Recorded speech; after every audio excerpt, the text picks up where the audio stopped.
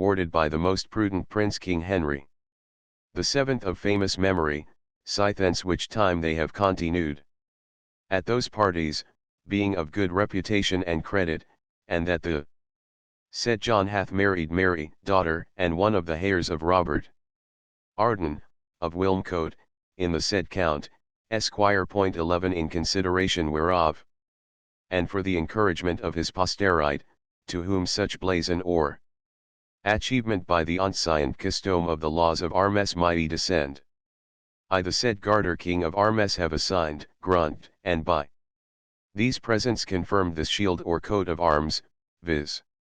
Gould, on a Ben Sables a spear of the first, steeled argent, and for his crest or cognizance a falcon, his wings displayed, argent, standing on a wreath of his cowlers, supporting a spear Gould, steeled as aforesaid, set upon a helmet with mantles and tassels as hath been accustomed and doth more plainly appear depicted on this margent.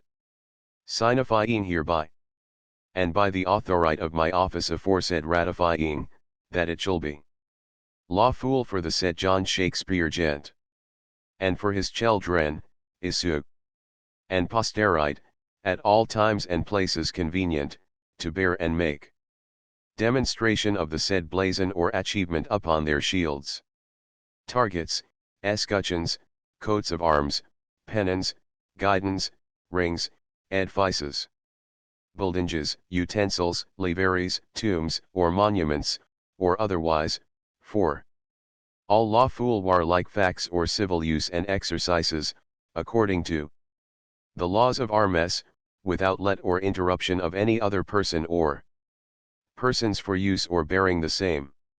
In witness and perpetual remembrance hereof I have hereunto subscribed my name, and fastened the seal of my office endorsed with the signet of my Armes, at the office of Armes, London, the XX day of October, the 30th year of the reign of our sovereign Lady Elizabeth, by the grace of God King of England, France, and Ireland, Defender of the Faith, etc. 1596. Like other documents of its class, in this grant the language is framed after certain regular forms, so that it is to be read without that exact observance of particular expressions, which is rightly bestowed upon legal and historical records. The interest inseparable from this grant is enhanced in no slight degree by the strong probability that John Shakespeare made his application to the College of Arms by the advice and in consequence of the request of his son. Had the worthy Garter been able to divine the dignities and deserts of the son, he might possibly have employed formal language of a still more complimentary character, when drawing up a grant of arms for the father. A much more curious specimen of the heraldic style and form of expression, and also of the spelling, of the earlier days of the Queen Elizabeth era, is a grant of augmentation and crest, by Lawrence Dalton, Norroy King of Arms, to John Bennet, of Newcastle on Tyne, gentleman, AD 1560.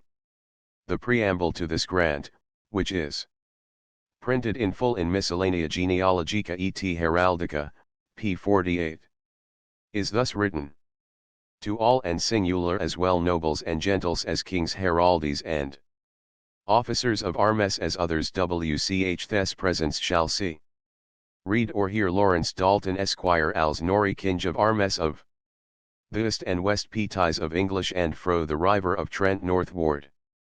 Sendeth do and humble commandicans and greetinge for as much as onsciently fro the beginninge and not without great deliberacon equiti and reason hyt hath byn by the most noble and famous princes constituted and ordained that men of wisdom knowledge, virtue and of noble life and courage how byn notoriosly commended to the world a wth sundry monuments and remembrances, wth tokens of honor for a testimony of their good deserts, as among the remins yet eracon of statues and images, WTH titles and appelicons of Honor and of Morlitra.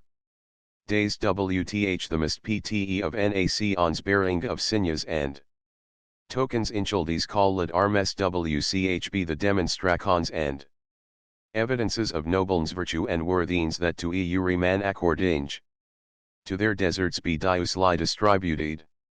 Were be such signes and tokens of the woerthi and coorigis might appear before the coward veenworthi and ignorant even so ytys yet. Obsvyd that such WCH have merited or done commendable s vice to their prince or country or by their woerthi and laudable life do daily increase in virtue wisdom and knowledge should not be forgotten and so put in oblivion but rewarded WTH some token of honor for the same the rather to move and steer other to the imitakon of like nobles virtue and worthines for WCH purpose HYT was not therefore without great providence ordained and yet ys that there shoulda be officers and heraldes of armes to whose office HYT shoulda be appropriate to cape in registra d'armes pedigrees and decentes of nobles and gentles WTH their woerthi and valiant acts and to have power and authority to allow and ratify veen to the woerthi some augmentacon token or remembrance of nobles for their seed worthines and now being desired and so forth. Worthy Mr. Norroy having forgotten such signes and tokens as stops, while carefully showing what style and form it is not desirable for us to adopt, however excellent may be his system of building up honorable insignia upon a foundation of nobleness, virtue, and worthiness. I add one other early document of another kind, which is an excellent model for present use by the heralds of our own days, the orthography having by them been duly corrected.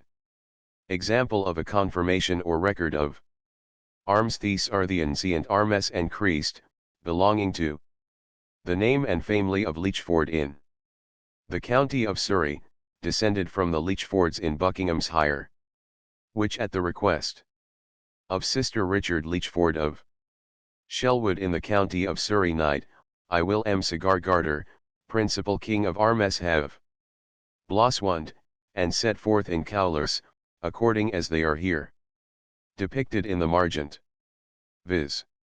Here follows a written blazon, testifying hereby the said armories to belong veen to the said Sister Richard Lichford and to his issue to VSE, bear, and show forth at all times, and in all places, at their free liberty and pleasure.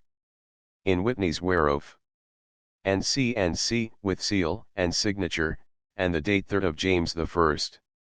I presume that an argument in support of the abolition of all taxation of armorial bearings, on the plea of the utter absurdity of a tax upon an honorable distinction, would be met with the reply that armorial bearings are taxed purely as luxuries, and without the slightest reference to their intrinsic character.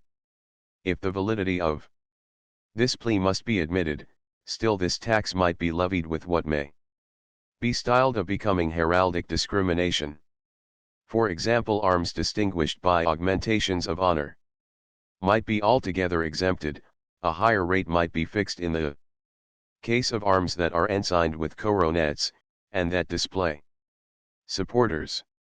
Arms borne by unquestionable right, and which are duly recorded at the college, might be rated at a comparatively low charge. Certainly not to exceed 5 shillings a year. On the other hand, all arms or armorial insignia borne with a very questionable right, or without even the pretense of any right whatever, might be subjected to the ordinary tax for armorial bearings of their class multiplied, according to circumstances, by 4, 6, or 10. The tax estimated by the aid of the multiplication table, that has just been suggested, would extend, under a special schedule possessing a high multiplying power, to any self-constituted establishment or office, which, powerless to grant arms, undertakes in consideration of a very trifling fee to find, and either to sketch or to color them. Exceedingly simple is the process, by means of which this undertaking is accomplished.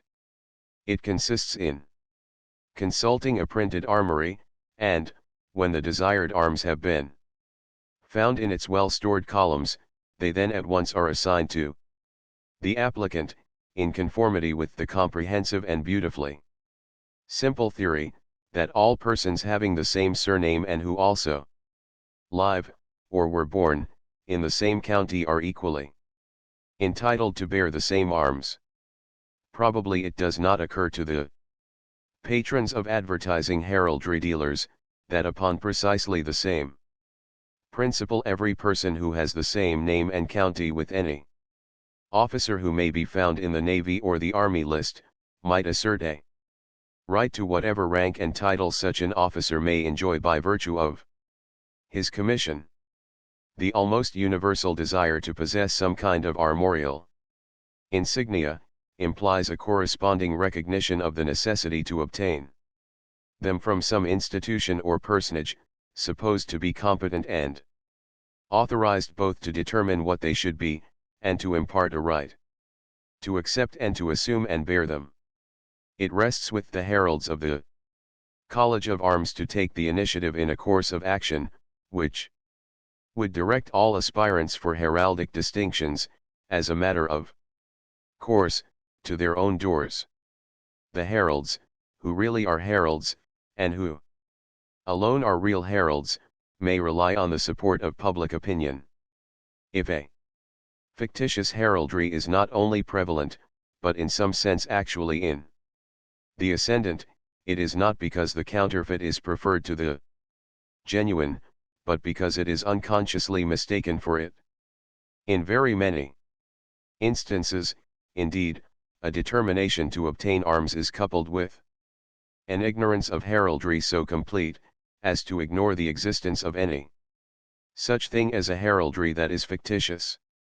A popular college of arms, without any serious difficulty, might establish its own authority with all classes of the community, and, at the same time, it would not fail to impress upon the public mind the very decided difference that exists between the heraldic and the non-heraldic acceptation of the expression and escutcheon of prétendants. Much real good would certainly result from the rude shock that would be given to many a complacent display of armorial insignia, by showing the proud blazonry to be abetted with the baton sinister of heraldic untruth and unwarrantable assumption. And better still it would be to show to all who possess, or who desire to possess and to bear arms, that the pride of heraldry is a worthy and a noble pride, because it is the pride of truth and right. 9. I leave this sentence as it has hitherto stood in the book. Badges are now granted and recorded, but a prior right to arms is required. ACFD 1908. 10. Above the word antecessors is written grandfather. 11. Gent. Was first written, and it is altered to Esquire.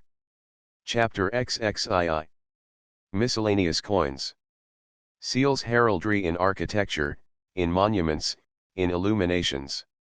In encaustic tiles heraldic personal ornaments, and various heraldic decorations. Conclusion. The spandrels over the wall arcading are exquisitely beautiful. Those in the western arm contained shields of a large number of the great men of the day, the few which remain are nobly executed. Gleanings from Westminster Abbey, by G. G. Scott, R.A., 2nd edition, p. 33. The heraldry of the coinage, in addition to the shields of arms of successive sovereigns, exemplifies the changes that have taken place in the form and adornment of the crown, and it also is rich in various badges and devices having an historical significance. In coins the royal shield is sometimes quartered by a cross charged upon it, as in the silver penny of Edward VI. A medieval ship, having a sail covered with heraldic blazonry, appears on the noble a coin worthy of its name.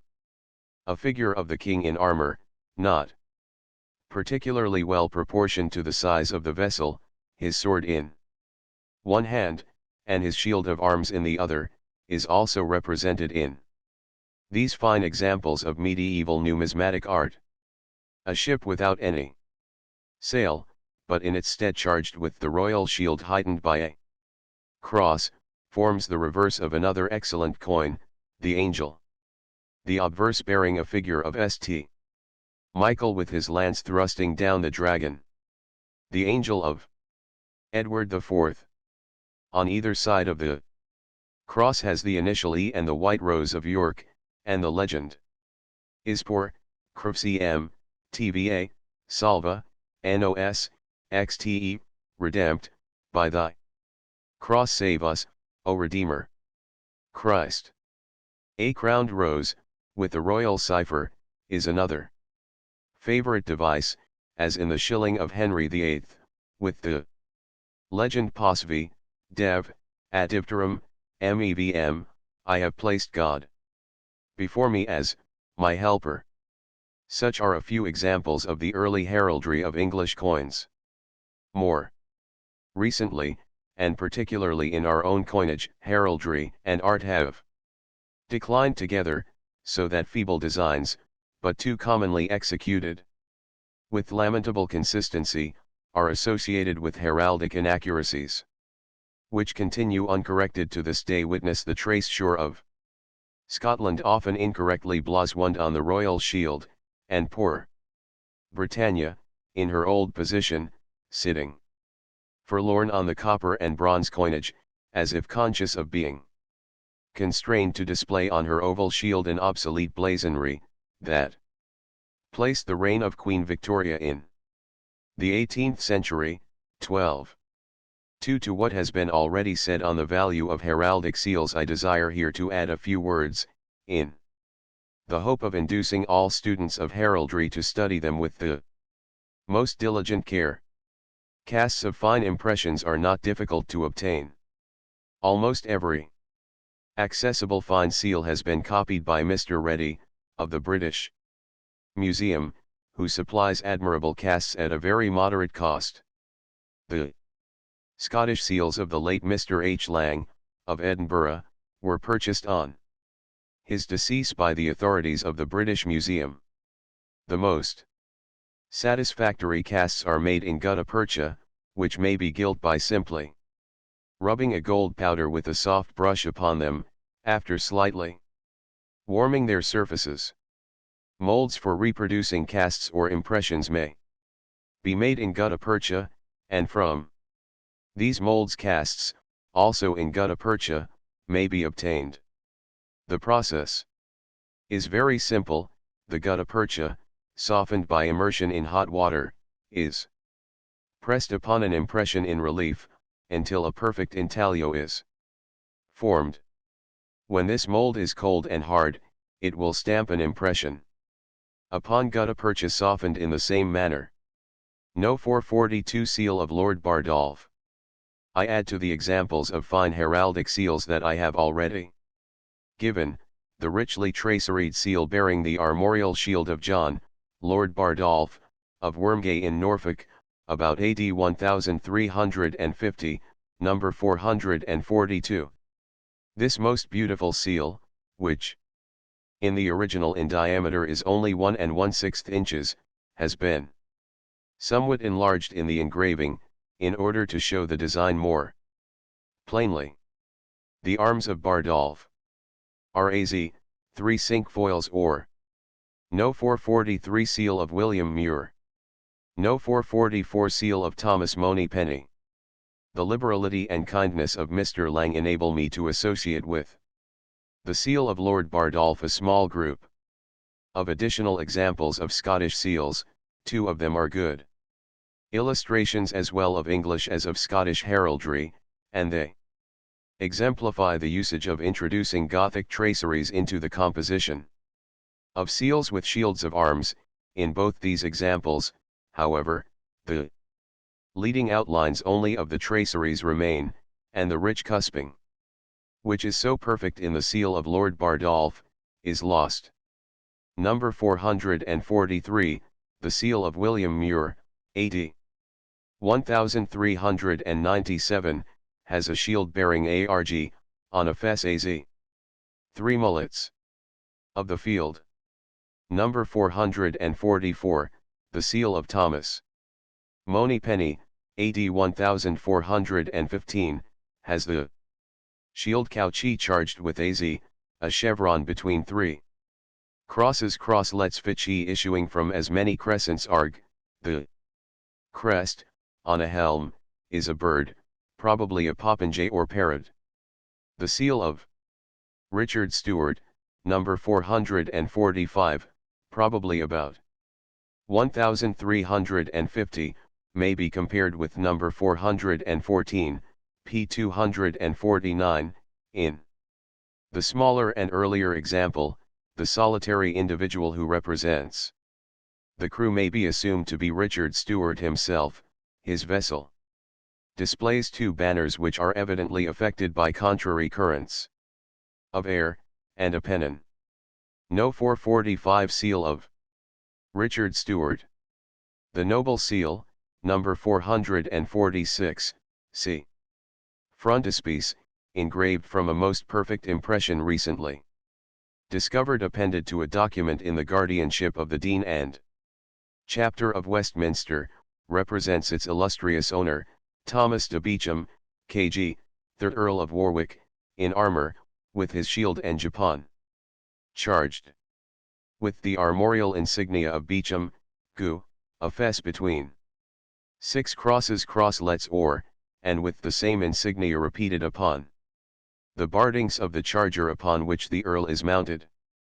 The engraving of the seal itself appears on the frontispiece to this volume. And the counter seal, one of the most beautiful and most perfect examples in existence of the early seal engraver's art, is here represented in number 447. The shield displayed on this counter seal is charged only with the arms of the Newburghs, Chequy or an AZ, a chevron. ERM, from whom the earldom of Warwick passed by inheritance to the House of Beauchamp. The inscription is commenced on the seal, number 446, and continued on the counter seal, number 447, and is as follows: S, though, Committus, Warwicki, Anno Regna, Regis, E, TCII, Post, Cock Vestv, Angli, Septio, Decio. Et, Regna, SVI, Franci, Gvardo. The seal of Thomas, Earl of Warwick, in the 17th year of the reign of King Edward III. Of that name, after the conquest of England, and the 4th of his reign over France. Thus, the date of the execution of this fine seal is the year 1344. The Earl himself died in 1369. No. 447 counter seal of Earl Thomas de Beauchamp, AD 1344. A second Beauchamp seal is also represented in the frontispiece.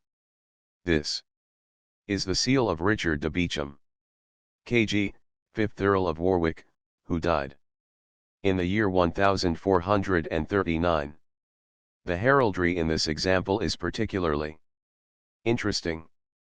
The shield, charged with Newburgh and Beauchamp quarterly, is Cauchy from the helm of the Earl, which is ensigned with his coronet and crest, and on either side is a bear with a ragged staff, the famous badges of the Beauchamps, number 448. See frontispiece.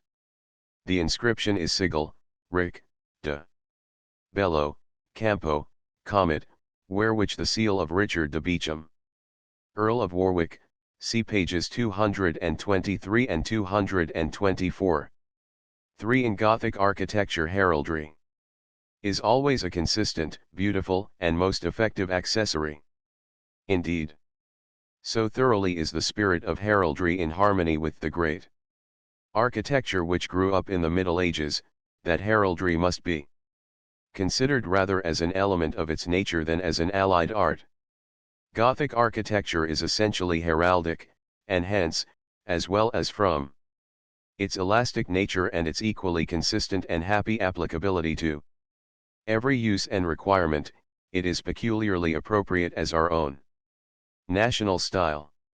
From the earliest years of its existence as a definite science, heraldry is found to be most intimately associated with the Gothic architecture of England, and happy it was for the early heralds, that in their days the English Gothic was at work in the full strength of its first maturity.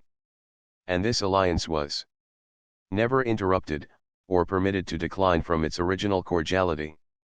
As long as the Gothic flourished, heraldry held its own place in architecture, and in the finest works that exist amongst us, relics of the grand Gothic ages of English architecture, heraldry is ever present, to adorn them with its graphic records.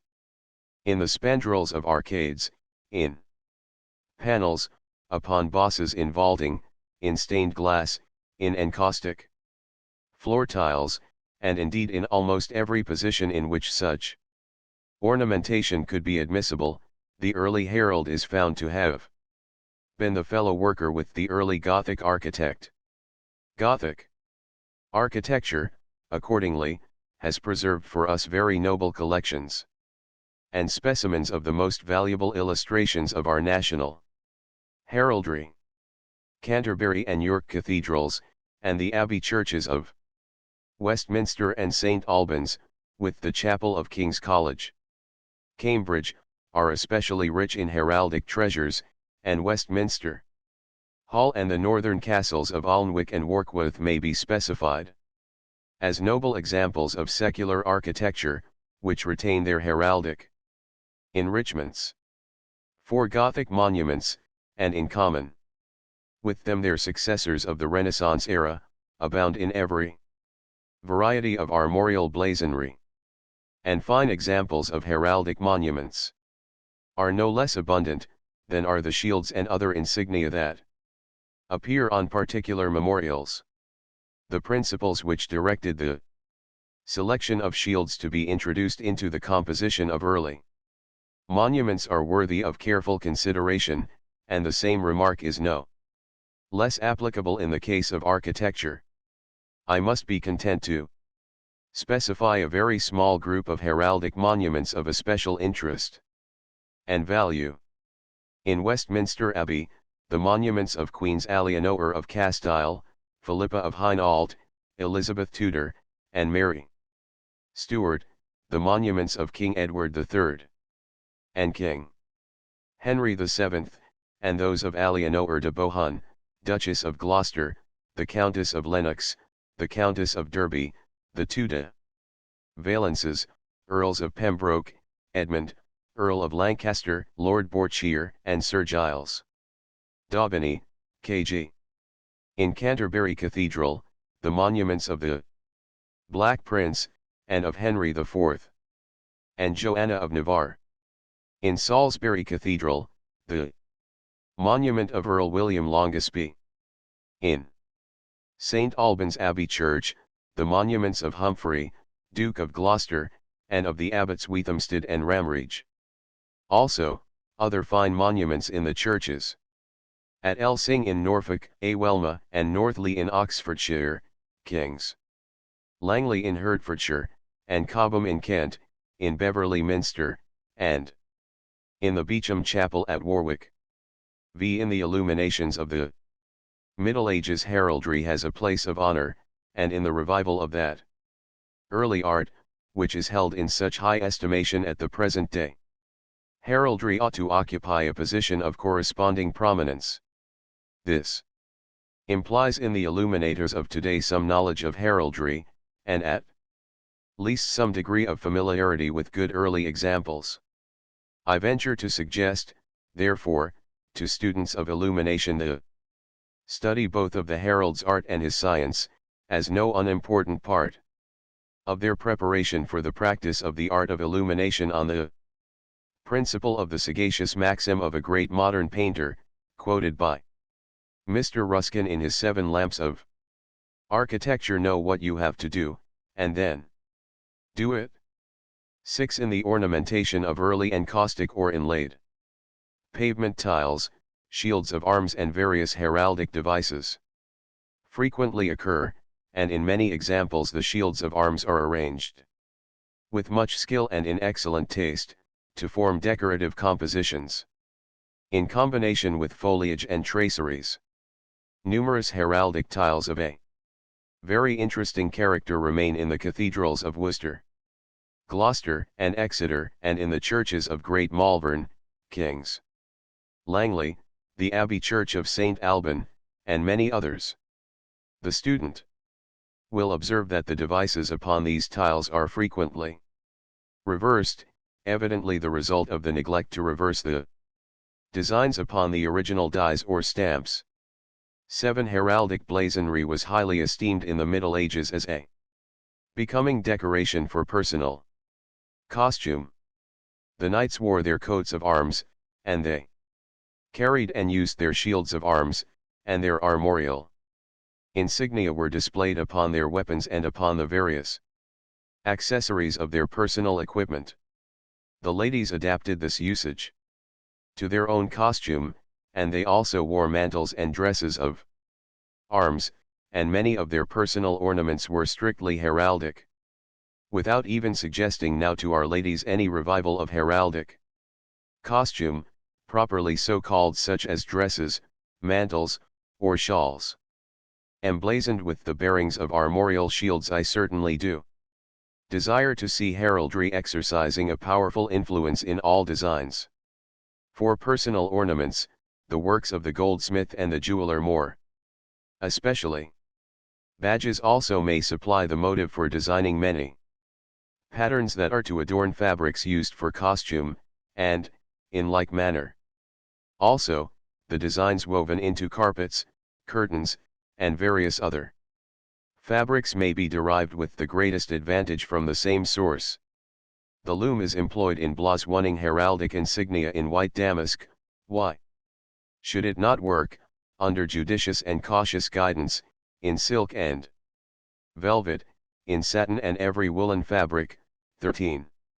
It must be understood, however, that heraldic ornaments and devices, unless they be of such a character that they are universally applicable, must have a reference to the wearer, or they degenerate at once into heraldic parodies.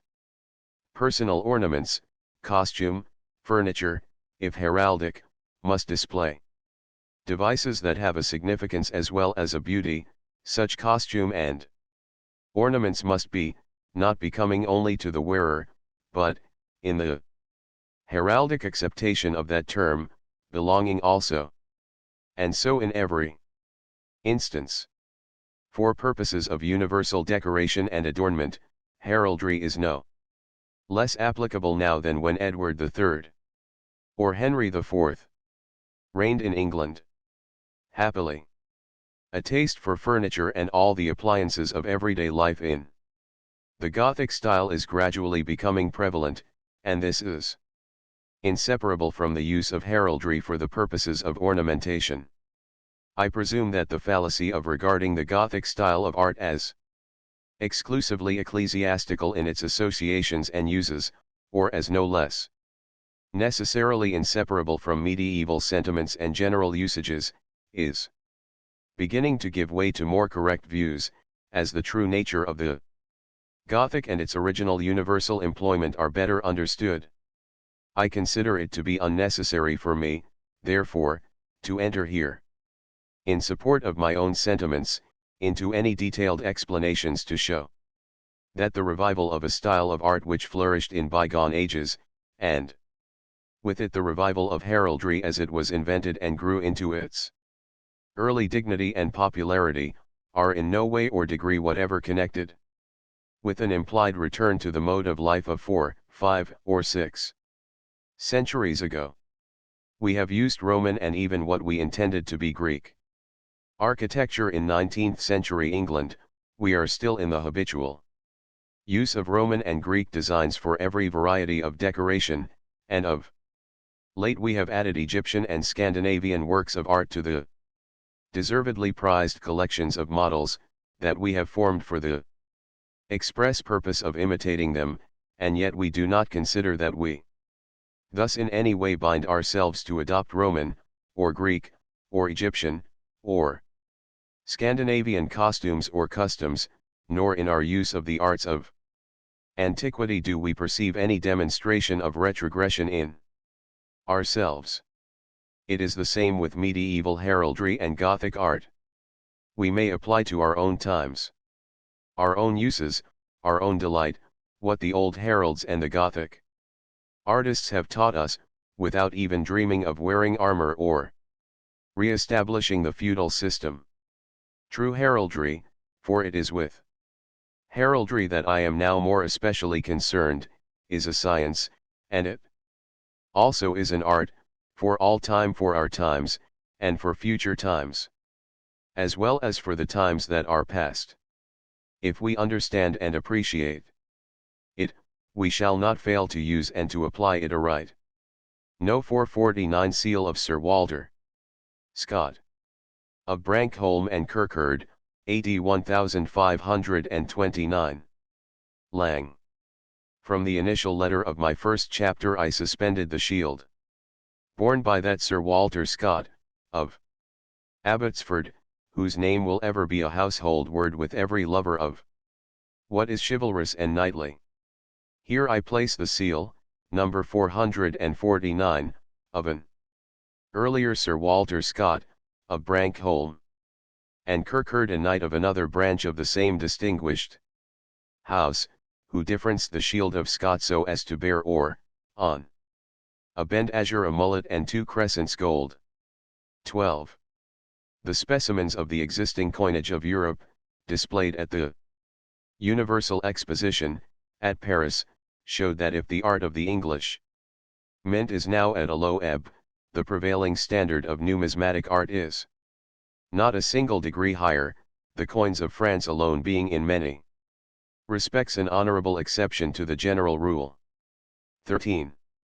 I have lately seen a design for the embroidery of a dress for a young lady of the clan Campbell. Its characteristic features are the Scottish thistle and the myrtle, the latter the badge of the Campbells. I may express my approval of the motive of this design. Others, as I have reason to believe, have approved the treatment of it. Chapter XXIII. Peerage dignities. The dignity of Earl of Baron, the Parliament of 1295. Landed qualifications, creation of the title Duke of Cornwall, the title of Marquis, the Premier Baron of England, the Peerage of Scotland, Scottish remainders. Daughter inherits in her own right determination of an abeyance the right to create peers of Ireland, rights and privileges of a peeress, the daughters of peers, anomalies of the English scale of precedence.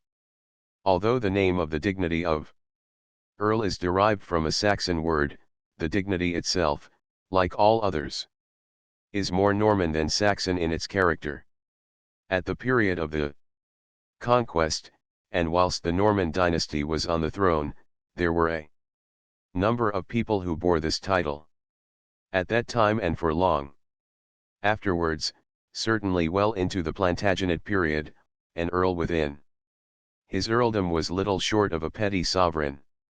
Issues of justice and many other rights of regality were in his hands, and he occupied a position very much akin to a viceroy for the king, seeing that what he did in his own name and as earl, or comes, of the county. The high sheriff was the vice-comes. Some of the earldoms had more extensive rights of regality than others, some were actual palatinates. And all earldoms originally were honors in fee heritable by the heir general. Earldoms had a territorial nature, and the earl took his third penny in the issues of the courts in his earldom. The only other dignity at that period was that of baron, and just as the earls of today have little in common save dignity and title with the earls of the past, so the barons originally were very unlike the latest creations of modern prime ministers in the name of the king. At the Norman conquest, and for long afterwards, the barons, an indeterminate number, were those who held their land in barony. It is a matter of much uncertainty at what date Parliament came into being. The word goes back to a much earlier period, and is used concerning a variety of meetings which are now generally regarded as meetings of different councils and not of Parliament, but historians are agreed that whether or not any earlier meetings can be properly described as parliaments, the Parliament of 1295 was properly and fully constituted in all its elements. To this Parliament all those who were personally summoned by the King in their own names and were not nominated or elected by other people are peers, and of these peers those who are not described as earls are barons. It should, however, be noted that bishops and abbots were summoned by right of the offices they held. And there are certain other officials who were summoned also because of their offices and could be distinguished from the barons and earls. There is no shadow of doubt that the reason for the summoning of the barons was the fact that they were great subjects and important because of their ownership of land. It was landowners who had to provide the military services for the country, and Parliament was chiefly concerned not in lawmaking, but in authorizing and consulting as to military expeditions, or in providing the subsidies necessary for these expeditions, and the other services of the Crown. In addition to this, peers exercised some of the judicial functions of the Crown. But lawmaking was done by the King and his council until a later period. The landed qualifications which justified the summoning of a man to Parliament as a baron usually descended to his heir and similarly justified the summoning of that heir, and in that way, but without any intention to that end, the right of summons and the right of peerage became hereditary. Originally it had been arbitrary and at the discretion of the Crown. It was not until the reign of Edward IV that the hereditary peerage character of a barony was fully recognized, and with that recognition came the divorce of the territorial idea from the right of peerage. Like ancient earldoms, ancient baronies were honors in fee heritable by the heirs general.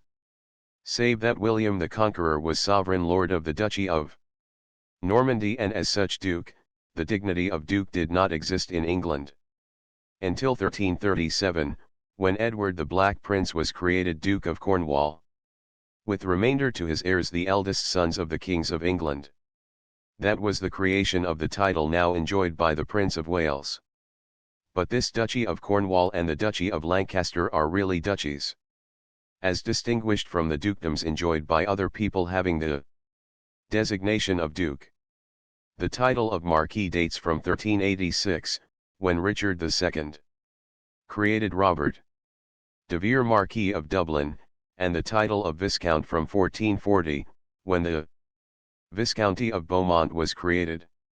The first barony by letters patent was created in 1387, but the oldest surviving barony by patent now in existence dates from 1448, when Sir John Sturton was created Baron and Lord Sturton of Sturton, co-wilts.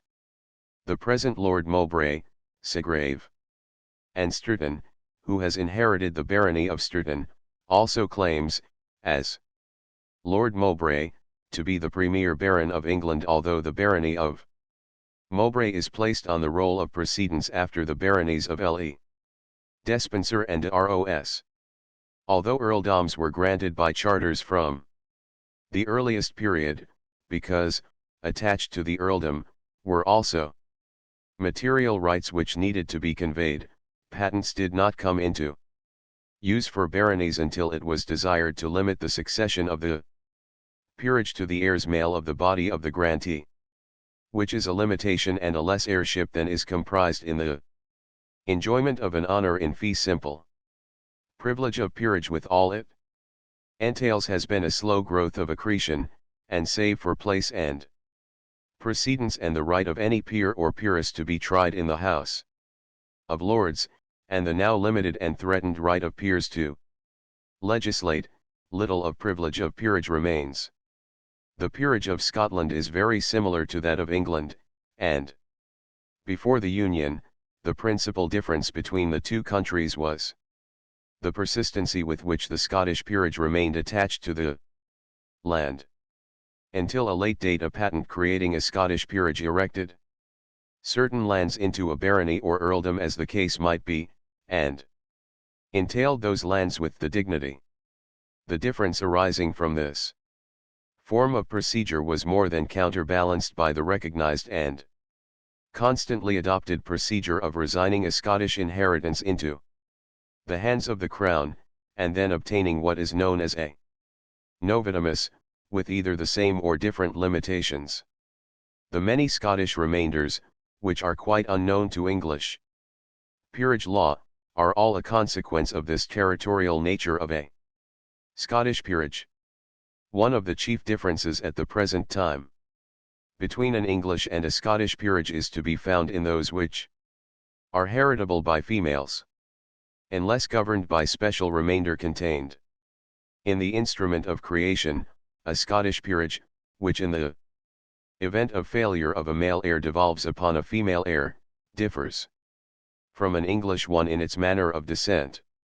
In Scotland the elder daughter inherits as of right, standing in the line of heirship next after her youngest brother and before any uncle or a younger sister. On the other hand, such an inheritance is only known by virtue of a special remainder in England. All baronies by writ are baronies in fee in England, and heritable by the heir general, which means that they can, if necessary, devolve upon females. If the only child of a peer having such a peerage be a daughter, she inherits in her own right, but if his issue is two daughters, then the peerage falls into abeyance between them, because under the law of England there is no seniority amongst daughters, and as both of them cannot enjoy one single peerage, neither of them has it, and it remains in abeyance until the Crown interferes or until by the natural course of events one line becomes extinguished by the extinction of all issue of the one daughter, when the peerage then at once devolves upon the heir of the other. Sometimes an abeyance will last several hundred years, sometimes it may end with the lapse of 1 or 2, but at any time during the continuance of an abeyance the Crown may, at its entire pleasure, signify that any co-heir shall enjoy the peerage. This is what is termed the determination of an abeyance, and this is effected by the issue of a writ of summons to Parliament if the co-heir be a male, or by the issue of letters patent in the case of a lady. The co-heir in whose favour the abeyance is determined then at once enjoys the peerage, with the same designation and precedence as those who have held it hitherto, and his or her heir succeeds in due course. Although there is one judgment to the contrary, it is now pretty universally admitted that there is no such thing as an Irish barony by writ. With the union of England and Scotland, no further peerages of either country were created, and subsequent peerages were either of Great Britain or of Ireland, and it has been already judicially decided by the House of Lords that the power to create a Scottish peerage does not now exist in the Crown. There is no similar judgment in relation to a peerage of England, but the fact is that no attempt has since been made to create one, and though the point up to the present time still has to be decided, it is certainly a matter for argument whether or not such a right remains. Since the union of Great Britain with Ireland, no further peerages of Great Britain or of England have been created, but the right to create peers of Ireland was specifically retained under certain conditions and has been constantly taken advantage of. Other peerages since created have, however, been of the United Kingdom. Whether or not we shall ever have peerages of the Empire remains a matter for the future. Since the latter part of the 17th century it has been the custom for peers and peeresses in their own right to sign simply by the designation of their peerage. The peeress by marriage prefixes her Christian name or initials to her husband's title. It is statute law in Scotland, but not in England, that no person may sign his surname without prefixing a Christian name or initials.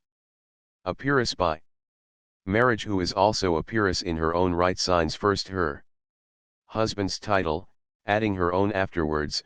For instance, the signature of the Countess of Yarborough is Marcia Yarborough, Fauconberg and Conyers.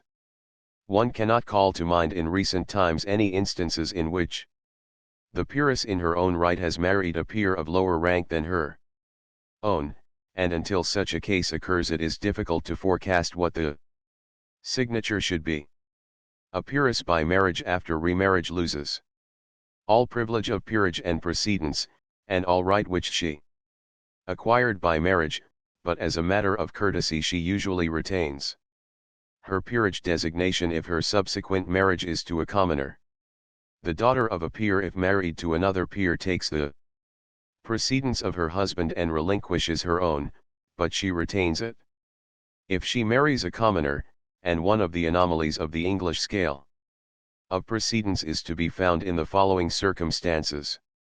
If the two elder daughters of a duke were to marry an earl and a baron respectively, whilst the youngest daughter were to run away with the footman, she would, nevertheless, rank as the daughter of a duke above her sisters, ranking as wives of an earl and a baron. Index. Missing or incorrect punctuation has been regularized.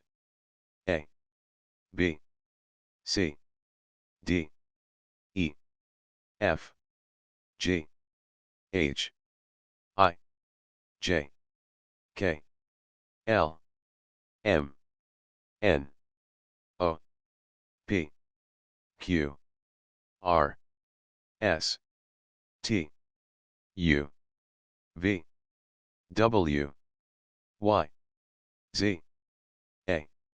Abetted, abatement, 100. 207. Abbotsford, 1. 326. Abased, 100. Aberdeen, Earl of Arms, 68. Abergavenny, Earl of Arms, 187. Abeyance, 330. 331. Accolade, 100. Accosted, 100. Accrued, 82. Achievement, achievement of arms, 100. Adderst, 86. 100. Admirals, 256. Admiral of England, 250. Admiralty, flag of, 256. Escalus, 6. Affrontee, 100. Aggroupment of arms, 158. 163. Agnes de Percy, seal, 160. Agnes Dei, as a badge, 147. 276. Allant, Alund, 100. Albany, Duke of, 271. Albemarle, Earl of, supporters, 92. Albert, HRH, the late Prince. See Prince Consort. Albert Medal, 293. Aelrian, 96. 100. Aliénor de Bohun. See Bohun. Aliénor of Aquitaine, arms, 259. Aliénor of Castile and Leon. Arms, 162. 166. Monument, 322. Aliénor, daughter of Edward I, 77. Alice of Hesse, HRH, the Princess, 271. Alliance, heraldic record of, 159. 164. Feudal, 194. Elusive heraldry, 15. Alnwick Castle, 322. Alphabet, the letters of the in heraldry, 135. Aluminium, 47. Ambulant, 100. Angels, heraldic figures of, 75. As supporters, 75. 247. Anglo-Saxon shields and standards, 5. 55. Anglo-Saxon sovereigns, arms attributed to the, 18. 259. Anjou, Geoffrey, Count of, 188. Anjou, Queen Margaret of, 97. Annandale, arms in, 198. Anne Boleyn, Queen, 229. Anne Stewart, Queen, 253. Arms, 260. 262. Badge, 229. Motto, 265. Annulet, Annulet, 72. 100. 101. 120. In modern cadency, 193. Antelope, 80. 101. Anthony, Saint, his cross, 101. 154. Antique crown, 101. Envers, Certita, arms, 202. Apami, 101. Aquitaine, arms, 259. Archbishop, 101. Marshalling his arms, 173. Archdeacon, Elursadecn, arms, 196. Arched, Archie, 101. Ardern, Sergei, arms, 201. Argent, 40. 101. Argyle, Duke of. Supporters, 91. Duchess of, 271. Armed, 80. 101. 102. Armagh, Sea of, arms, 141. Armes parlantes, 16. 76. 102. Armorial bearings, 39. 101. Taxon, 313. Armory, 2. 101. Arms, shields and coats of, 2. Aggroupment of, 158. Attributed, 18. Combination of, 158. Of community, 102. Of dominion, 102. Of heiress and co-heiress, 170. 172. Of herald kings, 173. Of husband and wife, 167. 171. Of knight, 174. Of office, 102. Official, 174. Of parlanti, 102. Of peeress in her own right, 173. Of prelate, 173. Of royal personages, 174. 258. Of unmarried lady, 173. Of widow and widower, 173. Arms, grants, and confirmations of, 308. Arms found, 313. Arms, right to bear, 308. Aragon, Queen Catherine of, arms, 229.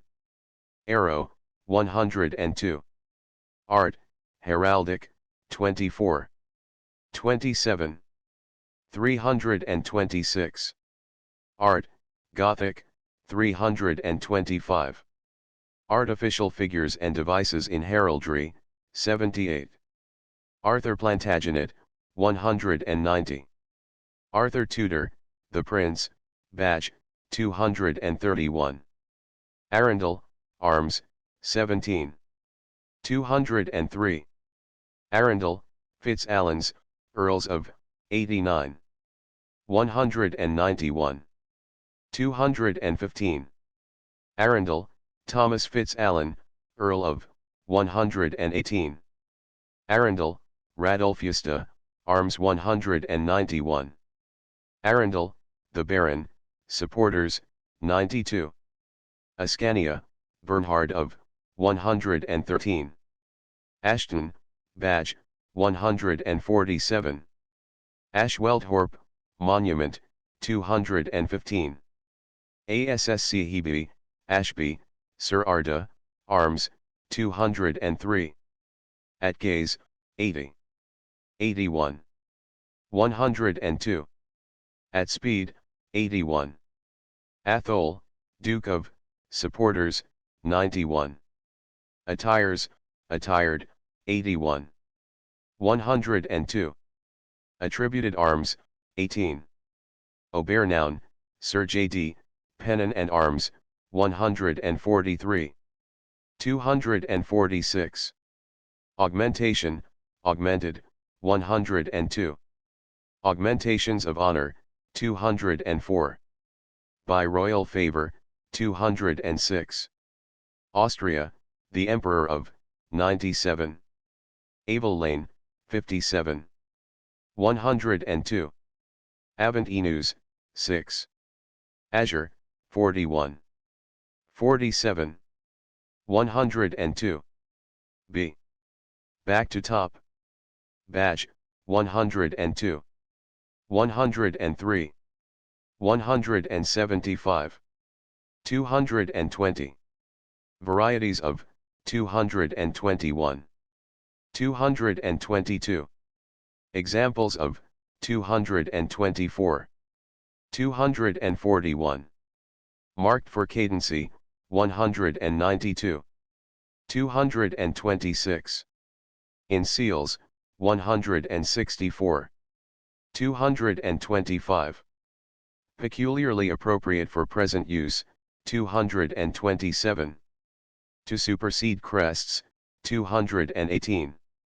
227. Born by ladies, 277. Royal, 220. In modern heraldry, 309. Badge, of ostrich feathers, 230.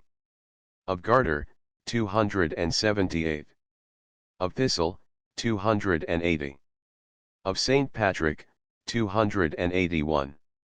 Of Bath, 283. 284. 285. Of Star of India, 288. Badge, Yorkist, 121. Badges, granted and recorded, 309.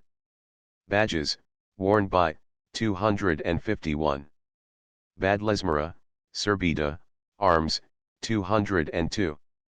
Balliol, Arms, 66. Sir Alexander de, Seal, 103. 210. Balliol College, Oxford, 66. Banbury, Sir Arda, 202. Branded 103. Banner, Armorial, 3. 103. 247. Blaswaning of, 39. Made on field of battle, 248. Royal, 266. Marked for cadency, 192. 252. On seals, 239. At sea, 250. Of Leicester, 14. Of Templars, 13. 276. Banneret, 103. Creation of, 248. Bannerman, W. Bruce, 302. Bar, 51. 103. Examples of, 201. Barbarossa, the Emperor, 113. Barbed, 103. Barble, 77. 103. Bard, Bardings, 103. Bardolph, arms, 182. John Lord, 318. Barkle. C. Berkeley. Barnacles, Brays, 103. Baron, 103. 104.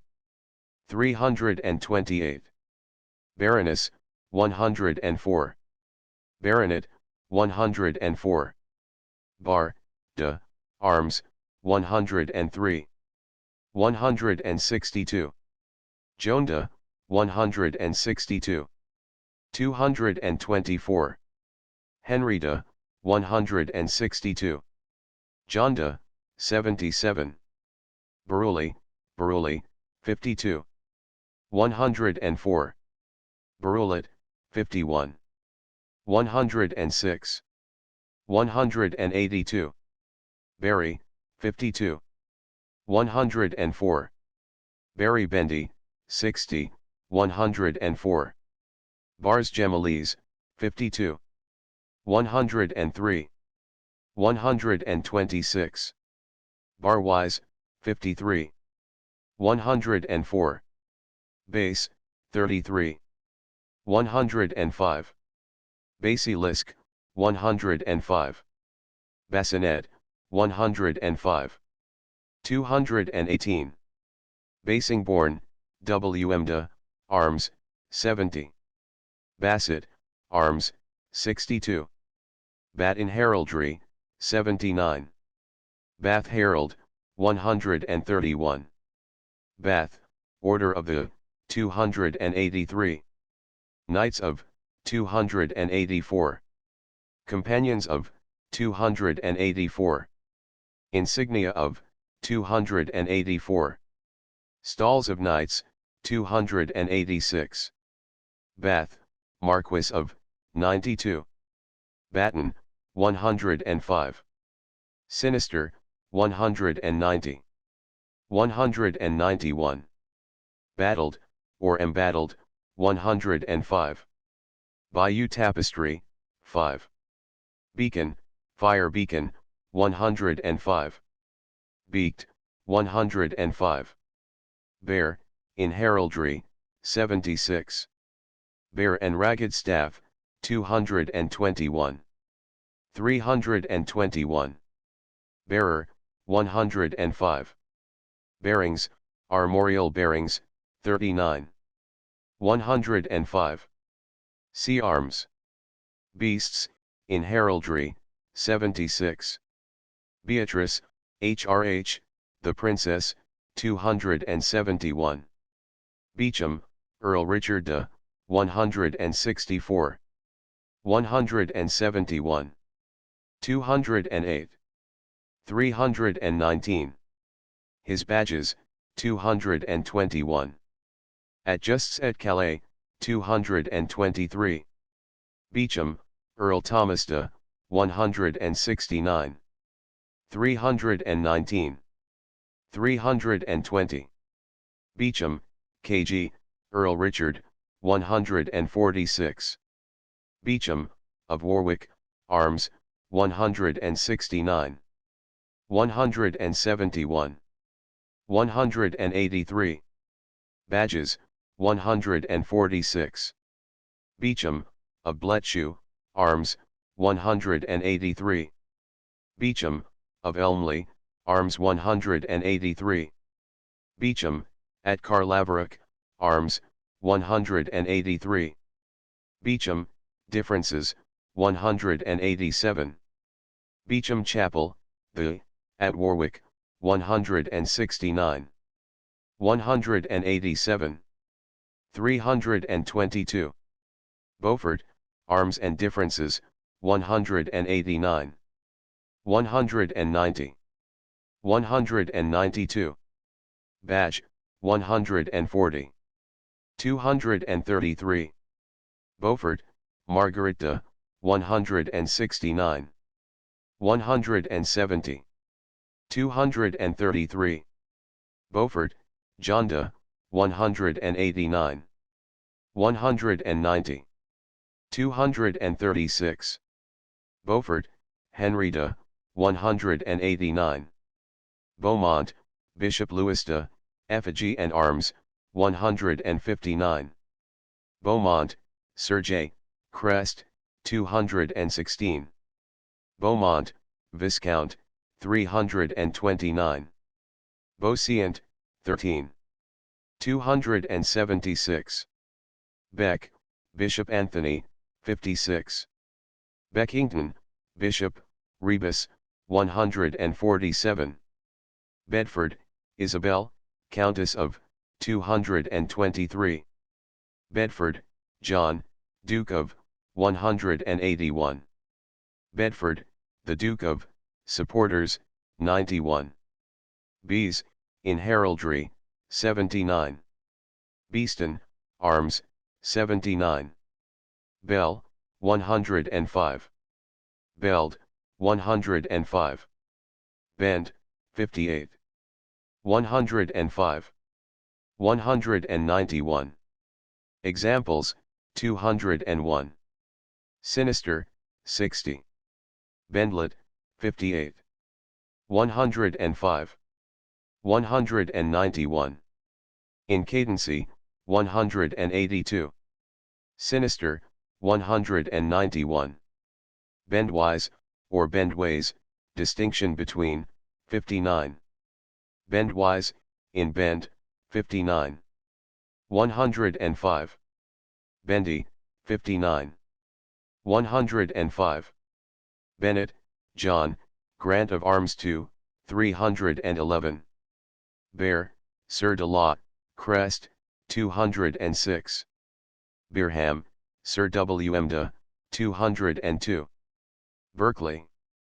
Arms, 183. 196.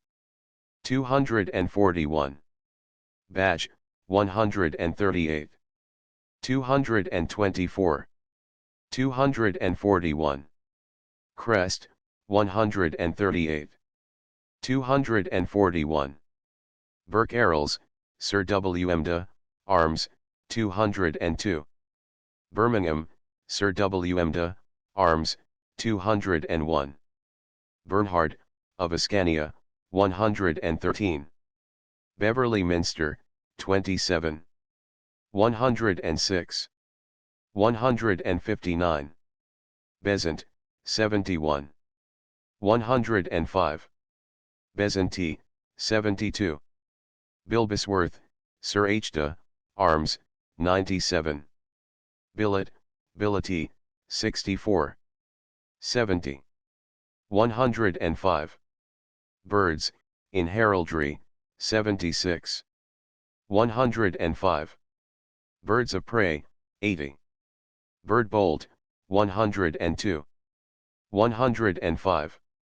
Bishop, 105. 173. Bishops, Suffragan, 106.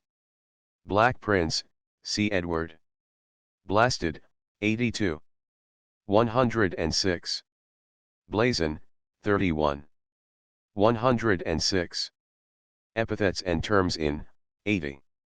106. Modern refinement of, 52. Blaswoning, 31. 39. 45. 106. Descriptive, 46. 106. In tinctures, 47. Blazonry, 31. 106. Blondeville, Ranulph de, Arms, 195. Blue Ensign, 256. Blumenthal, 130. Blewett, Sir W. M., Arms, 202. Blundell, Arms, 65. Blibborough, Monument at, 106. Boar, in Heraldry, 106. Boar's Head, 76. Bohemia, the King of, 230. Bohun, de, Earl of Hereford. Arms, 59. 89. Crest, 91. Badge, 155. 164. 251. Bohun, Alianorda, 162. 169. 323. Bohun, Merida, 153. Bohun, Earl Humfreyda, 59. 83. Bohun, Sir Gilberta, 59. Bohun, Oliverda, 201. 225. Bullen, Queen Anne, Arms, 207. 229. Bolingbroke, the Viscount, Supporters, 99. Bolen, Godfreyda, 96. Bordet, Sir R, Arms, 202. Bordown, Sir J, Arms, 17. 106. 141. Bowyer, 43. 68. 106. Examples, 26. 181.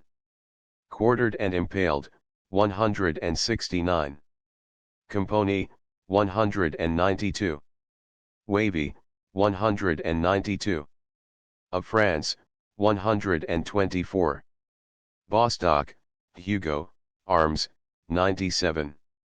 Botrels, Sir Arda, Arms, 203. Boteler, L.E., Arms, 50. 58. 115 C. Butler. Bottoni, Bottoni Ficci, 56.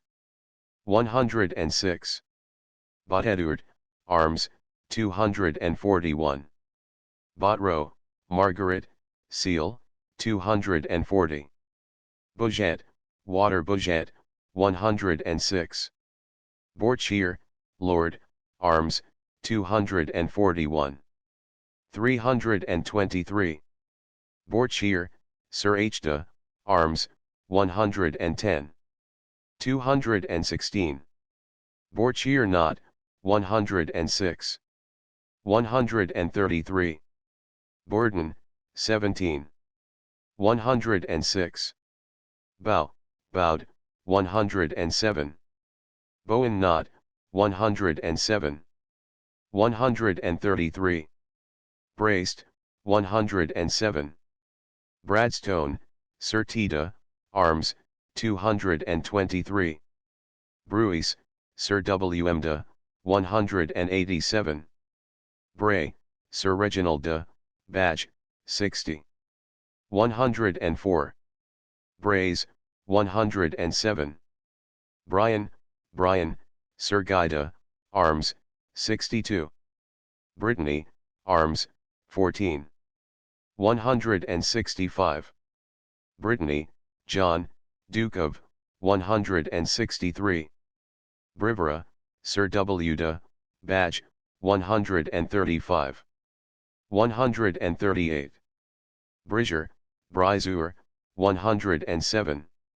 Bromsgrove, 217. Bronscombe, Bishop, 125. Broomplant, 17. Brownlow, the Earl, Supporters, 92. Bruce, de, Arms, 161. 198. Bruce, Margaret, Lady de Ros, Seal, 164. Bruce, King Robert de, 150. Bruce, Robert de, Earl of Carrick, Seal, 224. Brunswick, Arms, 262. Bruss, Sir Bernard de, Arms, 50. Buccleuch, Duke of, Difference, 191. Buck, 116.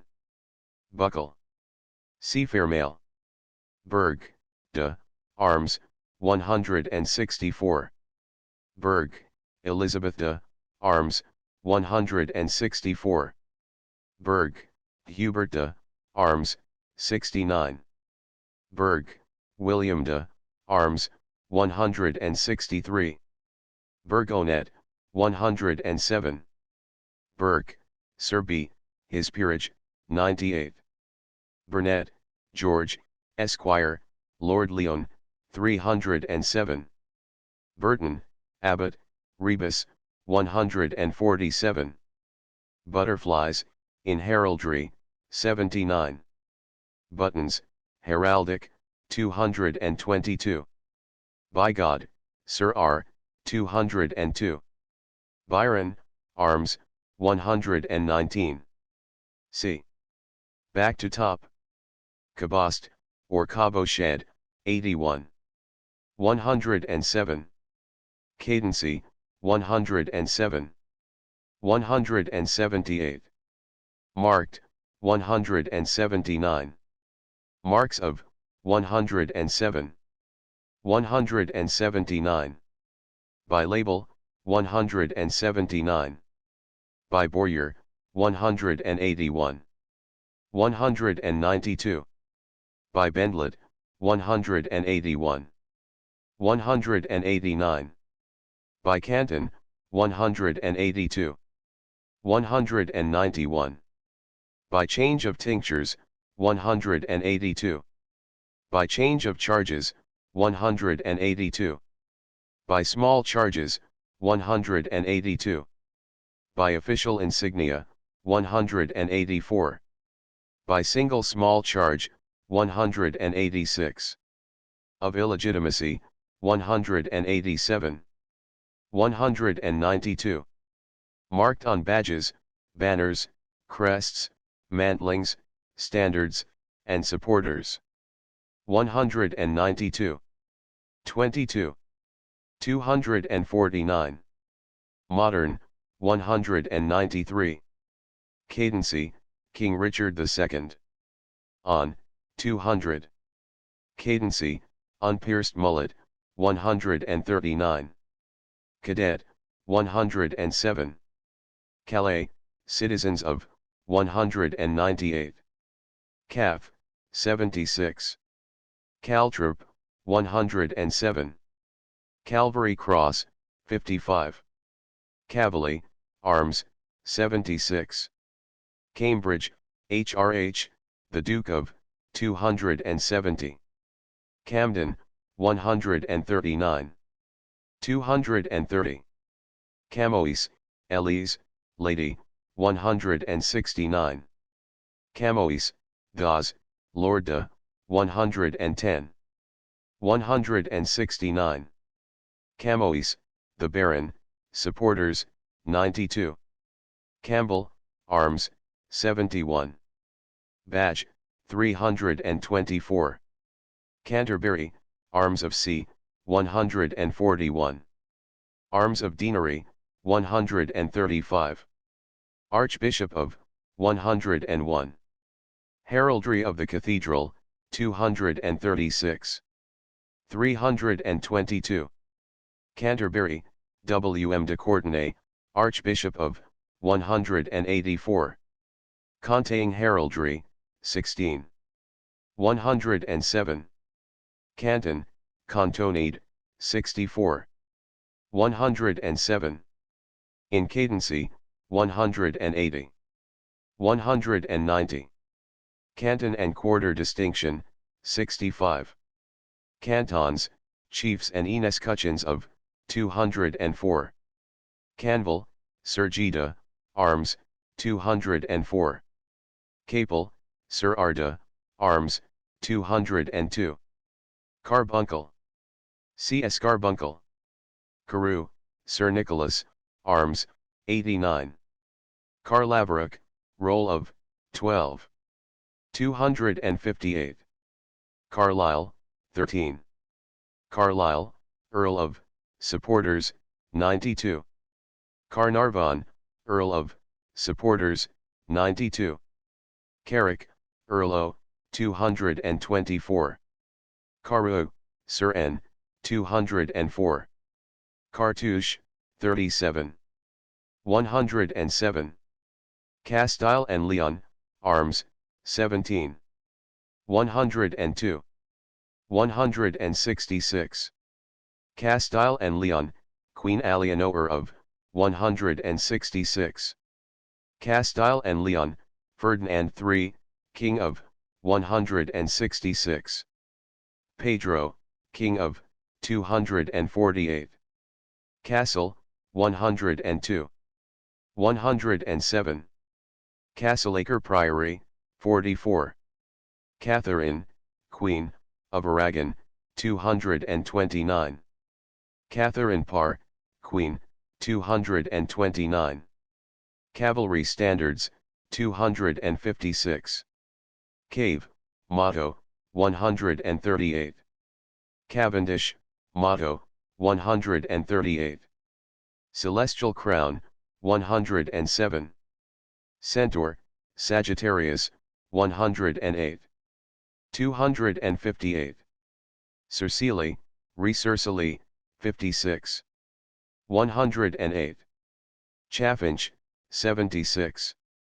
Champagne, Arms, 124. Chandos, Serpida, 62. Sir John, 248. Chapeau, 108. 213. 215. Chaplet, 108. Charge, 38. 108. Miscellaneous, 70. Secondary, 183. Single small, 186. Charlemagne, his crown, 262. Charles I, 191. 279. Arms, 260. Badge, 229. Crown, 266. Charles II, 103. 192. 205. 279. Arms, 260. Badge, 229. Charles V, of France, 78. 122. Charleston, Sir. J. Arms, 96. Charteris, 139. Chartom, 120. Chastillon, Arms, 163. 168. Guida, 163. Chaucer, Geoffrey, 200. Chaworth, de, Arms, 164. Matildida, Seal, 164. Chequi, Checky, Checky, 43. 108. Chesrook, 109. Chester, County Palatine of, 195. Arms, 195. 267. Ranulph, Earl of, 195. Chester, Earls of, 195. Chester Herald, 130. Chevron, Chevronal, Chevroni, Chevroni, 61. 109. Examples, 203. Chief, 33. 49. 109. Examples, 201. Childry, Brass at, 154. Chivalry, High Court of, 200. 201. Order of, 275. Cholmondeley, Motto, 139. Christ Church, Oxford, 236. Church Bell. Sea Bell. Cinquefoil, 109. Cinque Ports, Arms, 168. Civic Crown, 109. Clare, de, Arms, 61. 196. Badge 109. Clare, Gilbert de, the Red Earl, 95. Clare, in Suffolk, 196. Claremont Nesle, Arms, 169. Clarence, Lionel, Duke of, 164. 180. Clarence, Thomas, Duke of, 181. Clarenceus, 109. 130. 131. Arms, 131. Clarendon, K.G., Earl of, 57. Clarendon, Sir Roger de, Arms, 191. Clarendon, the Earl of, Supporters, 99. Clarion, 109. Clasps, 290. Cleshy, 57. 109. Cleveland, Duke of, Difference, 191. Clifford, Lord, 50. 51. Clintone, Clinton, Sir Jada, 50. 201. Of Maxstoke, 201. Badge, 224. Close, 109. 116. Closed, 81. Closet, 109. Cluey, 71. 109. Coat of Arms, 3. 109. 324. Coat Armor, 109. Cobham Monuments, 323. Cockatrice, 79. 110. Cocken, Arms, 76. Coeris, Arms, 170. Coinage, Heraldry of the, 316. Colville, Sir Arda, Arms, 201. Collar, 110. 130. Of the Garter, 278. Of the Thistle, 200. Of St. Patrick, 281. Of the Bath, 283. Of the Star of India, 287.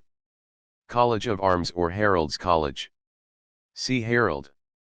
College of Arms, Arms of, 131. Color, 40. 41. 47. 110. Colors, 110. 265. Combatant, 86.